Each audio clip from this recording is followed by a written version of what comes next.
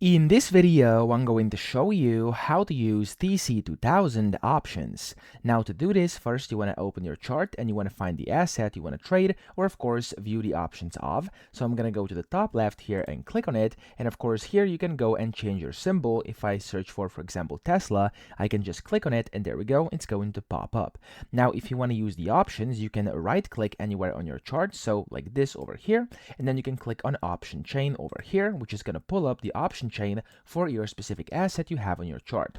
Now, of course, over here, you can then go ahead and manage this however you want. You can change it, the underlying symbol over here. You can go and lock it or unlock it if you wanna. You can select the expirations you want to show, the strikes, the amounts, the calls and puts, etc. And you can, of course, filter by different things here as well. And you can also use this edit button over here to edit custom things. Now, whenever you've done this, you can, of course, click on a specific one over here, specific option.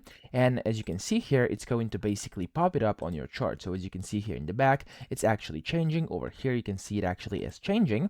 And then if you want to do more with it, you could, of course, scroll down, scroll up, whatever. And you can right click if you want to do any actions with that specific one. So I'm going to click right click over here.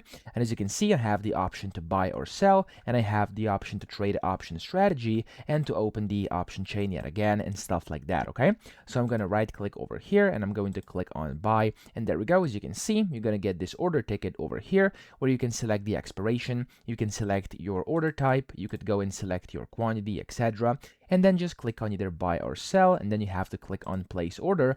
And there we go. That's really how to use a TC2000 options. So it's not too hard to just open this option chain, and everything is going to be in here on this specific option chain to actually navigate with the right click, or of course if you click on it, it's gonna pop up on the chart over here in the back. So that's how to do this. I hope this video helped you out. If it did, please subscribe to the channel and help me out as well.